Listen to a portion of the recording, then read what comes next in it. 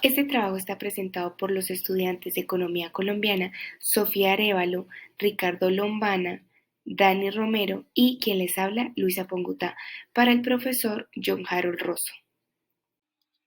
Desde la independencia de la República de Colombia, el país realizó 6 constituciones durante el siglo XIX.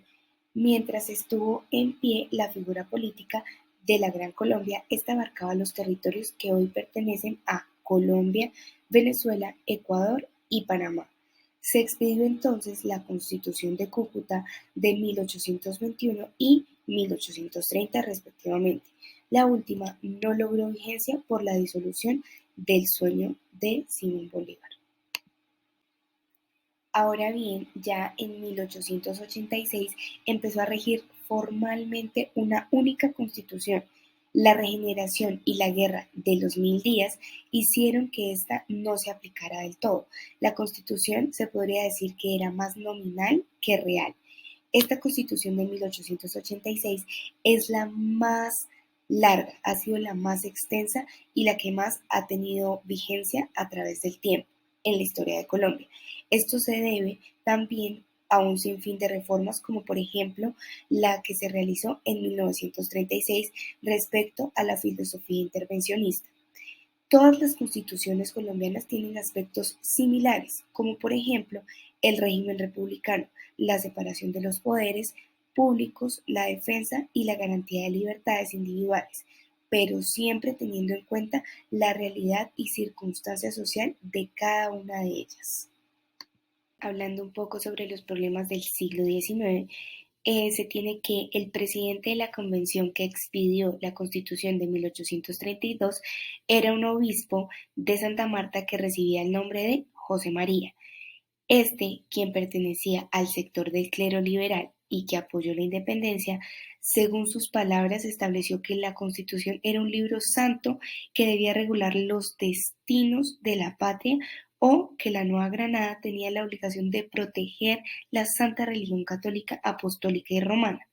Esta primera constitución se dio en un momento donde apenas estaba comenzando a definir la entidad nacional y en la que la estructura del Estado colonial pesaba profundamente. Para finalizar, se tiene entonces que con ánimo de aliviar el tesoro público, se establecieron ciertos artículos como el 205 y 206 que podrán ver a continuación, debido a que seguía latente la amenaza de una invasión de reconquista. La Constitución incluyó un artículo en el que se hablaba de una figura llamada patentes de corso. En 1853 y 1858 desaparece esta figura, pero vuelve a reaparecer en 1863. Las constituciones del siglo XIX estaban centradas fundamentalmente en el grado de libertad que el Estado debía otorgar o restringir al ciudadano. Por lo que se tiene el artículo 192, el artículo 196 y el 197, en el que se expresa que ningún delito se castigará en lo sucesivo con la pena de confiscación, pero esta disposición no excluye los comisos y las multas que impongan las leyes contra algunos delitos. El artículo 196 dice que es prohibida la fundación de mayorazgos y que toda clase de vinculaciones también son prohibidas. En el artículo 197 plantean que no habrá en el Estado bienes raíces que no tengan el carácter de enajenables. Sobre la propiedad de la Constitución de 1843 se reprodujo textualmente el artículo 161 del artículo 192 de la Constitución anterior, y en el artículo 166 se refunde el artículo 196 y 197 de aquella, en donde incluye un elemento limitante de la propiedad que debe tenerse en cuenta entre los antecedentes de lo que se introdujo en 1886 y especialmente en la reforma de 1936, en donde se dice que a partir del artículo 162, que habla de la aceptación de las contribuciones establecidas por la ley, ningún granadino era privado de parte alguna de su propiedad para aplicarla a usos públicos sin su libre consentimiento, a menos de que alguna pública necesidad sea calificada con arreglo de la ley y así lo exija, en cuyo caso debe ser indemnizado de su valor. Y en la Constitución de 1853 se menciona que la propiedad, para garantizar su inviolabilidad, pues no introduce un elemento donde en caso de guerra la indemnización no tiene que ser previa. Miguel Antonio Caro y Darío Chandía. Por abstención electoral del Partido Conservador, el liberalismo quedó solo en las cámaras, lo cual le permitió actuar como constituyente homogéneo a partir de 1935 y con la llegada al poder después de medio siglo del Partido Liberal, dirigido por Alfonso López Pumarejo.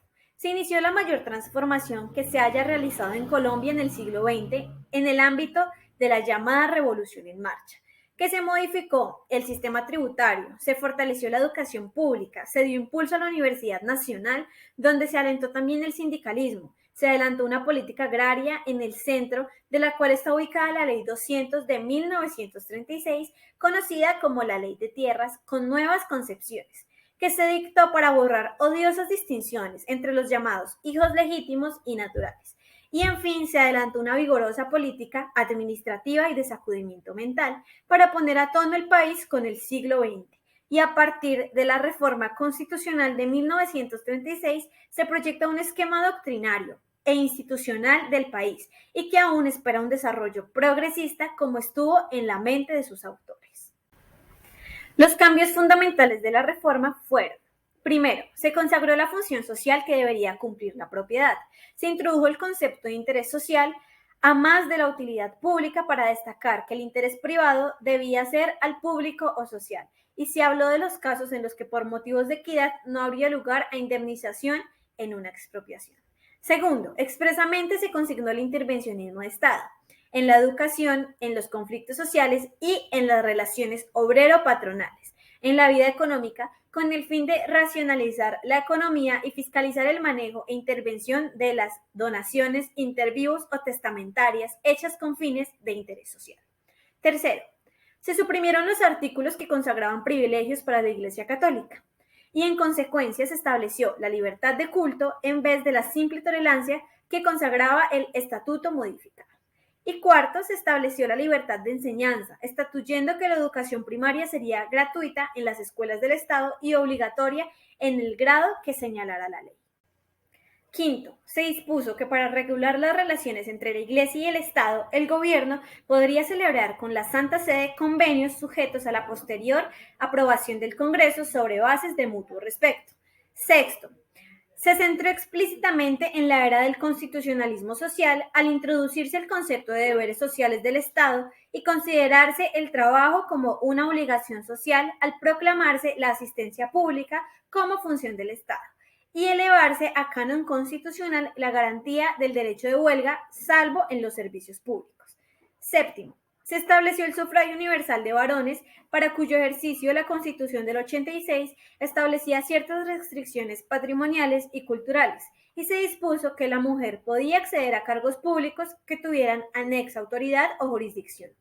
Y octavo, por último, el concepto de quienes eran nacionales y se modificó lo referente a los derechos de los extranjeros, subordinándolos o negando su ejercicio por razones de orden público, en donde se estableció que la capacidad del reconocimiento y en general del régimen de las sociedades y personas jurídicas se determinarían por la ley colombiana. El liberalismo colombiano, del intercambio al intervencionismo socializante. Al igual que los demás partidos liberales del continente, el colombiano también fue partidario del laicés durante el siglo XIX. La peculiaridad del colombiano consistió en que en el siglo XX abandonó paulatinamente ese credo. Se volvió partidario del intervencionismo, a cuyo nombre adelantó reformas fundamentales. Y durante la República Liberal de 1930 a 1946 vino a desempeñar el papel en otras latitudes, los cuales jugaron los partidos reformistas o dentro de la propia colectividad. Este proceso de definición política no fue fácil, pues siempre subsistieron los dos en las tendencias de los partidos, los partidarios del liberalismo clásico y los del intervencionismo, los guardianes del statu quo y los pregoneros del cambio, las derechas y las izquierdas, como se dieron en llamarse a los dos del partido durante este vital periodo de la República Liberal. Las influencias internacionales. Contra el autoritario régimen de la Regeneración, el Partido Liberal había intentado la toma del poder por medio de la guerra, fracasando en este empeño en la contienda más sangrienta de las padecidas por el país, la Guerra de los Mil Días de 1899 a 1902. El Partido Liberal fue entrando por el cauce de las reformas pacíficas, Desde la oposición se fue constituyendo en una entidad receptiva de las corrientes progresistas del mundo y en especial de Latinoamérica. Fue así como en esta también se vio con simpatía lo que acontecía en Rusia, donde una revolución dada en la tierra con el trono teocrático de los zares, cuando en 1918 los estudiantes argentinos de Córdoba iniciaron su movimiento de la reforma universitaria. Aquí los jóvenes liberales, entre ellos Sermán Arciniegas, se constituyeron en propagadores de esta renovadora idea. La Revolución Mexicana, la primera revolución social del siglo XX, marcó profundamente las mentes de los intelectuales, los estudiantes, los dirigentes populares del Partido Liberal Colombiano. Con respecto a los cambios en la sociedad colombiana, nada, encontramos que el café por fin se asentó como el principal producto de exportación. El país se vio muy beneficiado de esos altos precios, pues en lo internacional.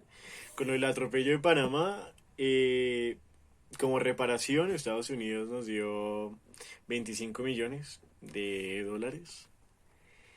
Encontramos que para 1922-1929 se descubrió el petróleo. Obviamente vino capital foráneo pues a invertir en este sector. Bueno, posteriormente se desarrolló el germen preexistente de la industria fabril, crecieron los transportes, las vías de comunicación y como consecuencia de todo ello cobró, o sea, emergió el sector de los trabajadores asalariados. Para 1919 se funda el Partido Socialista.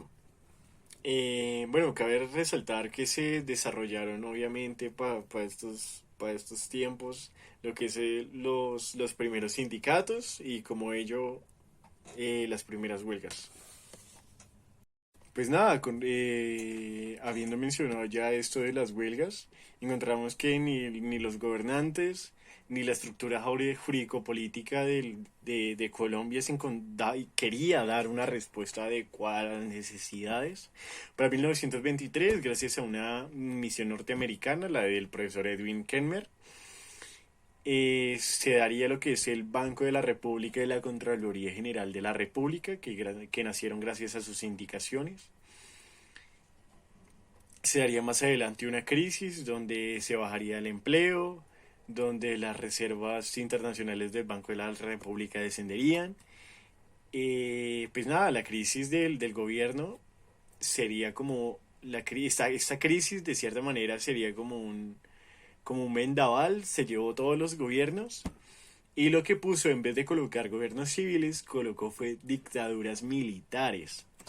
En Colombia, en vez de esto, llegó lo que fue un partido liberal remozado, donde, bueno, se intentaría buscar lo que es, pues obviamente, esa necesidad de intervención del Estado, se intentaría proteger esos sectores oprimidos del Estado, se intentaría buscar una propiedad, pues, concebida en función del interés de la sociedad, y eso.